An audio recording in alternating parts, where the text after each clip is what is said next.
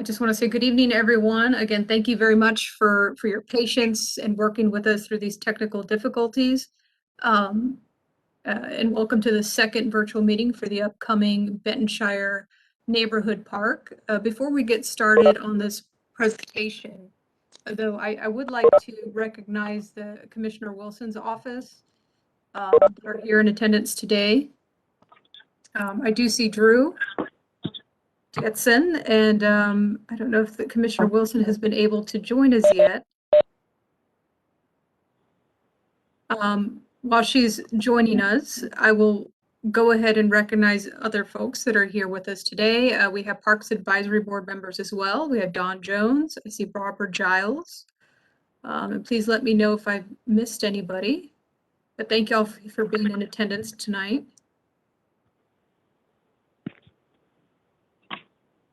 Commissioner Wilson, are you online yet?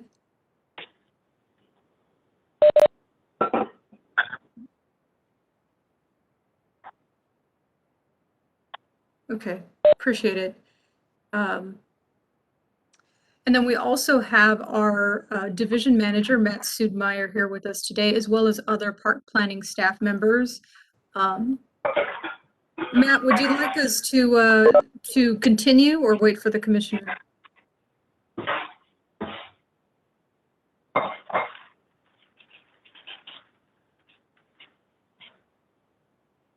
All right, well, I'll just go ahead and continue so I don't keep you waiting. So I'm going to hand this over to Grant Wenrick, but before I do that, I just want to let everyone know that we will be responding to comments and questions at the end of the presentation. So please stay on if you would like to ask any questions, and we'll try to keep this presentation very short for you.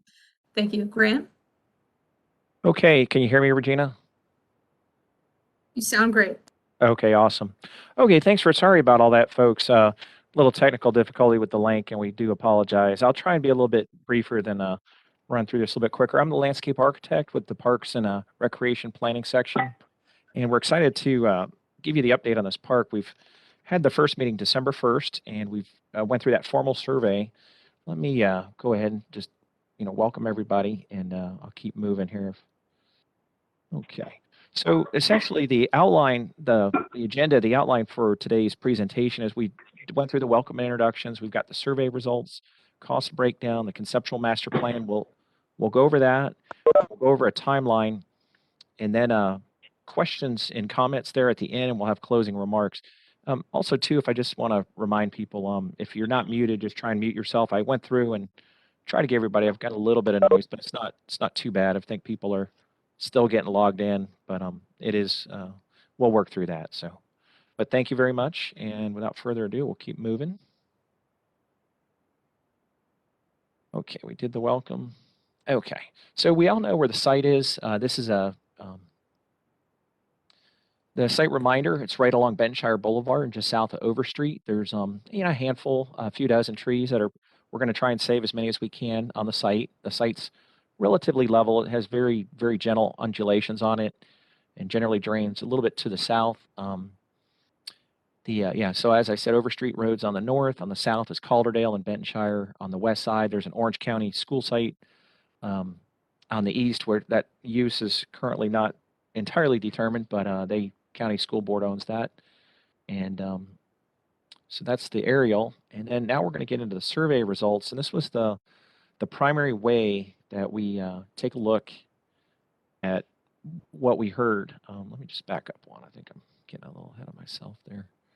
Okay, yeah. So what we heard at the survey, during that survey, from the public, from the residents there that y'all are listening to, we heard about people were asking about traffic and parking, the speed on the roads. People had asked for a dog park. They were asking about the school construction. A few people asked about tennis courts, and people were asking about continuing the trail from the south, and then the beach volleyball. A few comments as well, and then other people asked about street and park lights. We did, per the request, county staff. We met with the Wickham Park HOA on December 13th. Oh, misspelling there. I'm sorry. Members expressed concerns regarding the park. So we met up with that Wickham Park and was always glad to do that. So, okay. So this, moving to the online survey results, which is the primary way we determine the greatest needs and desires for the park amenities. Out of the 88 responses, the number one result is dog park, right there, kind of in the bottom middle of the graph. The number two was paved walking paths, up there towards the top in the blue. The number third most desired amenity as playgrounds, right there, kind of in the top middle. 4 is multi-purpose field. 5 was a picnic pavilion, kind of right in the middle of that graph. And then 6 was a fitness area equipment up there at the top. And then 7 was community garden, kind of in the middle as well. Middle of the graph, if you don't want to be confusing. But then 8 was other comments. Then 9 is a tot lot. And then 10 is volleyball, and 11 was a mini skate park coming in last. So that was the main survey. And if we move on, when we look at we also had a section of open comments. So when we look at the open comments from the survey, these were looked at items residents liked or didn't like as much, and it gave people a chance to have a little more verbal input into the survey. And the comments in the white are people were for items, and the comments, the percentages there that you see were against, that people were not in favor of those items. And this method, these open comments were generally, out of the 88 surveys, generally represent a smaller contingency of those residents that responded to that formal survey. So the skate park, just going through this a little bit quicker, 1%, we're for it. 11% said no. We in the open comments. Dog park, 8%, and then 9%. And then the basketball is 1% for and 7% against. The playground was shade, 6% of the people in the open comments. The tennis court had 5%. No park wanted was actually 3%. I know some people had wondered about that, but benches on a pathway is 3%. Volleyball is 2%, and additional comments was less than 2% of those 88 respondents. And those additional comments included comments that had teen and adult space, keep views open, walk from Windermere Sound, community garden, baseball, leave natural, no events, and no adult swings were some of those comments. Okay, now when we had those amenities, we generally were constrained with the budget that we have. We try and all these neighborhood parks are pretty much the same budget. And we try and have equity in that. So when we look at the cost breakdown from a budgetary standpoint of those rankings on the amenities, this is where we're at. And I'll go through this. Okay, so the budget breakdown, we've got an overall budget of $1.2 million for these neighborhood parks. And out of that, we typically pay professional consultants $200,000. And that professional consulting fee includes civil engineering, survey, geotech, environmental analysis, agency processing, and site permitting. And then the contractor fees are running about $572, and that would include mobilization, bonding and insurance, overhead and profit, and a contingency at 10%. The site improvements were estimated at $69,388, and that includes a construction entryway, fencing, clearing of the site, site work, utilities and piping, pond excavation, and park signage. Okay, now we get into the amenities, and this is, again, it was by kind of democratic vote. And the number one item was the dog park. That was estimated at $48,313. The next amenity item that was asked for was paved walking paths. That was estimated at $120,588. The playground was the third most item requested, and that was at $324,795. The fourth most requested item was open space, place to play and run. That was estimated at $105,000 and $335. Sorry about that. The picnic pavilion came in fifth at $50,013. So the amenities came in at $649,044. And that, when we add up those top amenities, we're right at the park budget of that $1.2 million. We're at $1,198,004. So the additional amenities that were on the survey that didn't make the budget was exercise stations at $36,500, a community garden at $15,200, and volleyball at 15,775, and then a mini skate park at 70,000. So those were the items that did not make the plan and the budget, and we'll go through the conceptual plan here in just a second. Okay, conceptual master plan.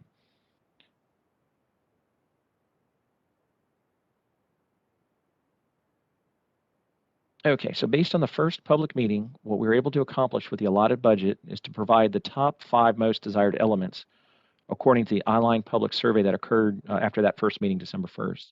And these top 5 elements in order include the dog park 1, 2nd was the walking paths, 3 was the playground, 4 is the open space, and 5 is the picnic pavilion.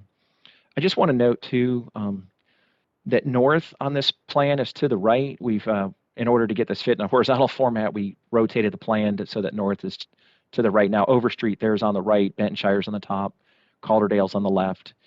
Just FYI, so people aren't confused, because the site is generally linear north-south. And again, to make that fit on the plan, that's what we did with that. Let me run over those elements real quick, and then we're going to zoom in and take a closer look. The dog park's up here on the north. Hopefully the cursor's kind of, actually I'll do that. And then the walking paths, we've done a loop from Calderdale around. It goes around the playground, back over here. There's picnic pavilion. There's this open space, this naturalized open space, and I'll talk about these a little bit more in just a sec. And then a big multi-purpose open field on the southern part, closer to Calderdale. Okay. So we're going to zoom in and take a closer look at the north part of the site, and this will actually hopefully help people see things a little bit better. Okay, so the first requested item, or the top item, was the dog park. And that's located in the north part of the park. To keep the dog park closer, there's across the street from the daycare and then closer to Overstreet. And there's 2 sides to the dog park. One side for the large dogs on the left. That's at 16,000 square feet, a little bit more room for the big dogs to run around. And the small dogs on the right at 10,000 square feet. And generally, those dog sizes are separated by 30 pounds. And then also up here at the top, there's separate entrances for each of the dogs to try to have a little space, because I know sometimes dogs will kind of interact a little aggressively, or hopefully friendly towards each other, but you never know what you're going to get. So we separated the entrances, and then there's an airlock, kind of a gate, so the dogs just can't run out of the dog park. As you go in and out, there's 2 separate gates through each entrance of the side of the dog park. And each side of the dog park has a picnic table shown here in the middle of square, and that's a picnic table on a concrete pad. And then in addition to that are benches, 3 benches on the large dog side, and then 2 benches. There's one up here in the upper right corner and the lower right corner in that dog park area. So another nice feature of the dog park area is that there's a lot of existing oaks shown here in the green trees with kind of the yellow branching. And there's, I think, actually a few more than what's on there. But we're going to save all those existing oaks, and that'll add shade and I think a quality environment for the dog park. So we're excited to do that. And then there's also a few cherry laurels, but most of them are oaks. And we're going to have a more detailed survey done with our consultants when they get on board. So we're looking forward to that. And then also we want to comment the dog park will be surrounded by a 5-foot-tall black vinyl chain link fence. And this will add a better aesthetic to the area rather than just being a galvanized chain link. I think it makes it look a little bit nicer, or we do. And so hopefully that's workable with everybody. So the next most voted for element are the walking paths. We'll take a look at that in a little more detail. So as we've mentioned, this is the northern part of the walking paths. And we've provided approximately 1,300 linear feet of interior walks have been provided from the southeast part of the site near Calderdale, and then looping around the playground over here. This is the playground in the blue, kind of in the middle bottom of the screen. And then so that walk will go up to Bentonshire, and then there's an existing walk that connects back to the pavilion. And then also there's kind of a shorter loop on the north, or the west side actually, of the playground that then loops through the picnic pavilion. And then additionally, there's with the walks, the perimeter walks of Overstreet, Bentonshire, and Calderdale add about 1,400 linear feet of additional walking opportunity. So that's 2,700 linear feet of walking right in and around this park, which we think is nice. We know a lot of residents like to get out and walk and just enjoy nature and fresh air, and especially this time of year. So that's a really nice thing. Okay, so moving on to the third most requested item is the playground. And that's here in the blue element shown kind of in the bottom middle part of the screen there. And the playground is centrally located just east of the pavilion and along the loop walkway. The playground will be for ages 2 to 12 and will have many interactive features such as slides, climbers, and various type of ground level interactive panels. The playground will also be ADA, American with Disability Act compliance, which means children with in wheelchairs or maybe just some limitations. They can get up on a ramp and they can go up onto the playground and be a part of all the fun and excitement. So that's good. That's something we're trying to do with all our playgrounds that we build in Orange County. The playground will also, we're budgeting for 2 large shade sails over the playground. We we get a lot of requests for shade, and we understand that. And in Horizon West, a lot of it was typically old orange groves. So we're going to have some nice shade, and then also we're going to plant trees on the south side and kind of the different sides of the playground to have shade on the south side. And then also we're planning for 4 benches. They're shown in the little kind of white pads with the red. It's a typical bench around the playground. So parents and custodians have a place to sit down as well. And then also the playground will also be surrounded by a 4-foot tall fence, a black vinyl fence that will add a nice aesthetic to the area. The playground will have 2 gates kind of from the west and also on the left side there coming in off of that loop walkway. So there'll be a way to get in and out. And then the fence will kind of help keep kids from just running all over the place. So hopefully mom and dad don't have to worry too much. But okay, so since we're on this part of the plan, we'll go ahead. We're actually going to skip ahead to the 5th most requested item, which is the picnic pavilion. And that pavilion is a 16 by 16 pavilion with 2 picnic tables and a grill up on the top kind of middle part, the square that you see with the kind of orange looking tables. There actually will be more of a beige color when they actually kind of like a sand color when they go in. That's the graphic that gets used on the plan. That picnic pavilion will have, let me see here. Oh, the picnic pavilion is directly on the center line of the green space across the street. That green space there that lies between Keegan and Colburn Streets. And we think architecturally it'll add a nice kind of feature as that pavilion is on center of that green space. And those picnic tables are handicap accessible. And also included in the pavilion is the grill, which I'd mentioned, and that's will allow for small neighborhood group cookouts to occur.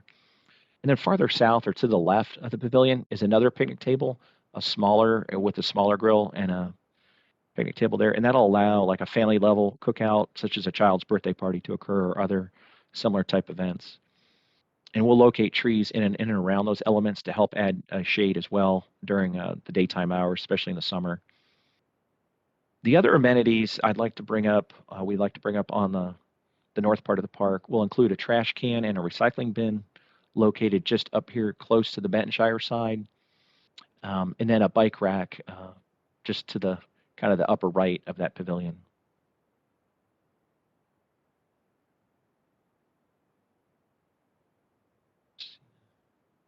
And then also another amenity that'll be added is the water fountain, which is kind of centrally located between the pavilion, excuse me, and the dog park. I kind of lost my place there.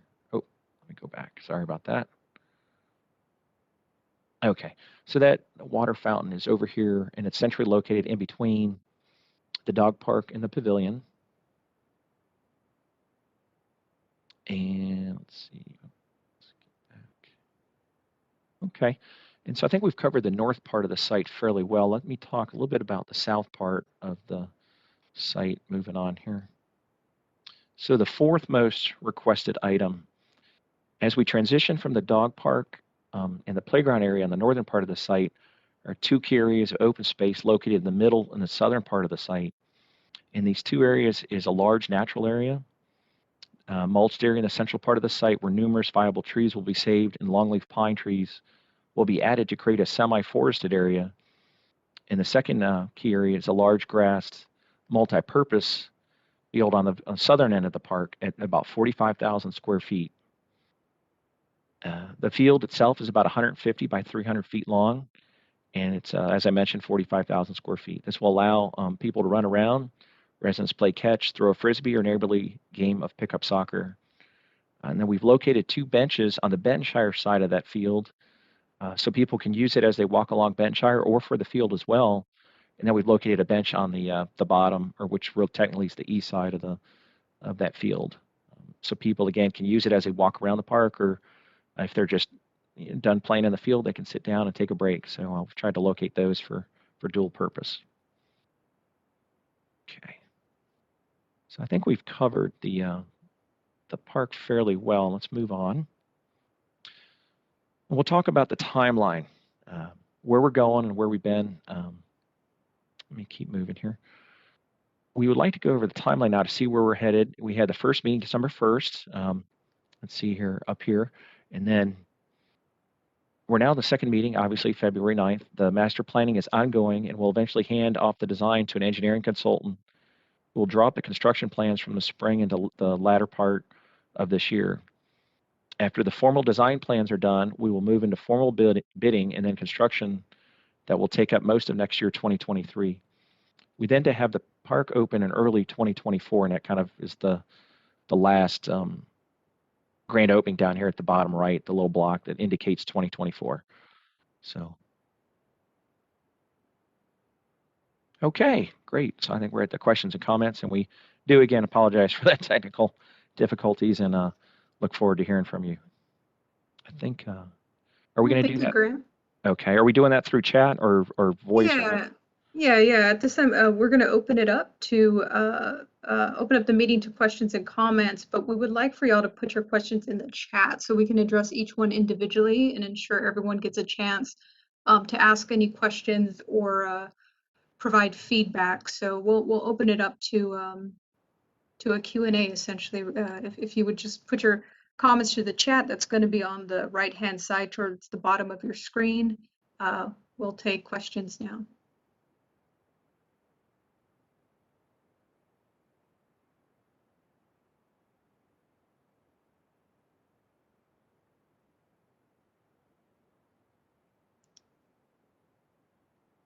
So the first question I see coming in is, will the dog park have a fountain for dogs?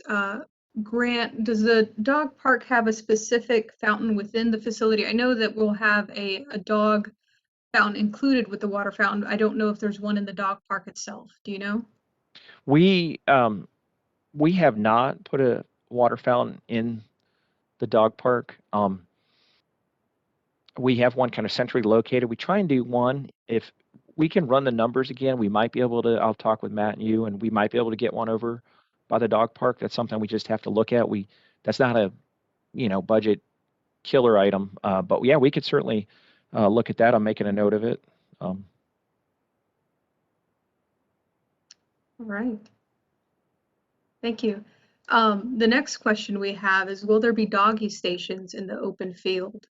I think so. There will be a doggy station or stations in the actual dog park itself.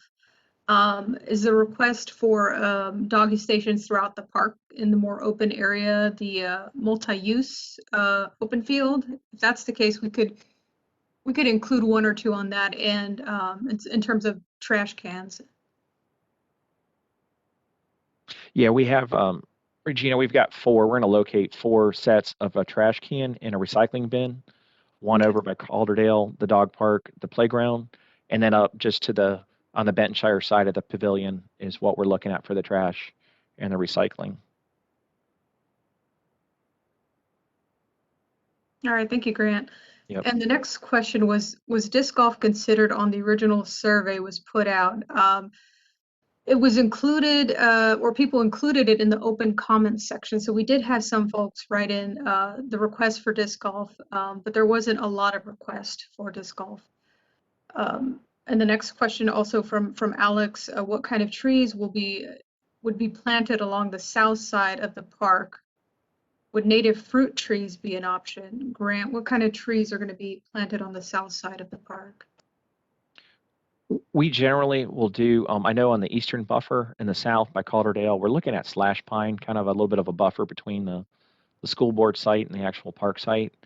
And so yeah, we'll look at the budget a little closer and see. We're going to try and get as many trees as we can. We find that the small to medium sized trees, you can get a lot for the bang for the buck. And But yeah, slash pine, oak. But we're not generally going to do fruit trees. They just those can get really messy and they attract bugs and insects, and then they kind of up the food chain into rodents, all that. So fruit trees gets really pretty high maintenance. That's generally not advised. Okay, thank you, Grant.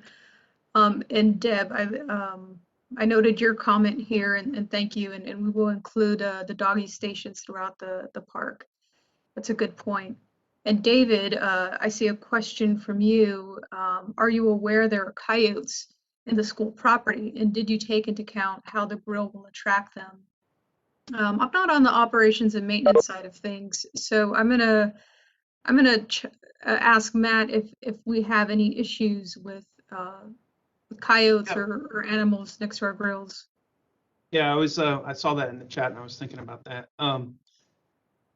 We have parks throughout Orange County, 109 parks. Most of them are bigger than these and, have a lot of wooded areas and everything. And we have plenty of grills and we've never had an issue with coyotes. So, and there's coyotes everywhere. We know there's coyotes in the parks. But that's something we'll certainly consider. And I've never been asked that question before, but something that we'll certainly take into consideration. But that's a good question. Thank you. All right, thank you, Matt.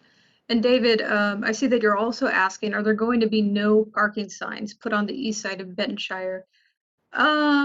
We don't typically, the right-of-way in particular, we leave that to our public works or traffic engineering team. We're not adding parking, and that's not really much under our control. I don't know if there's parking there or not. Matt, do we add no parking signs typically? If parking is not allowed on the road there's no on-street parking or anything, and it becomes an issue, then what happens is the Public Works has to get majority approval from the neighbors to put up no parking signs, and that goes to the Board of County Commissioners for approval. So if it is a problem and becomes a problem, we can certainly put up no parking signs through the county's existing process. Okay, thank you, Matt. And then I see from Michael, have we considered blocking or access from the other side of Overstreet, more visible crosswalk? So we had a comment come in from a concerned citizen about a week ago, and I reached out to our traffic engineering team and asked them about the possibility of crosswalks and analyzing this area. We don't typically include them, but sometimes, we do. And so once we have a final concept plan after this meeting, we're going to get in touch with them and involve them in the design process to see about the feasibility of including crosswalks. But that team in particular looks at the need for crosswalks, since that's really out of our purview as a Parks and Recreation division, but that will be considered.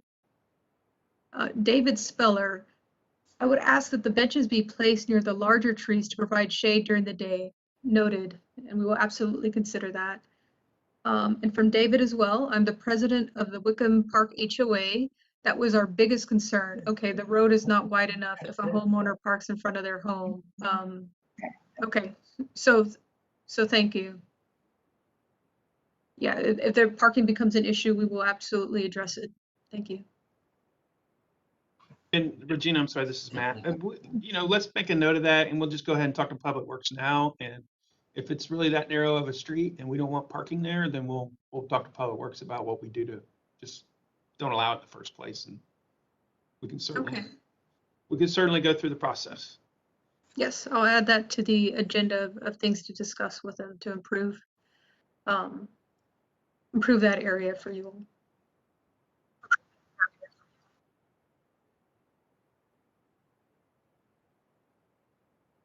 And then I have from David that Grant stated that the meeting he saw how narrow the road was when he entered from Overstreet.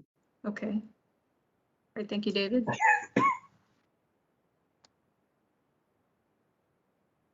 We'll take that into consideration when we have our discussions with Public Works and Traffic Engineering.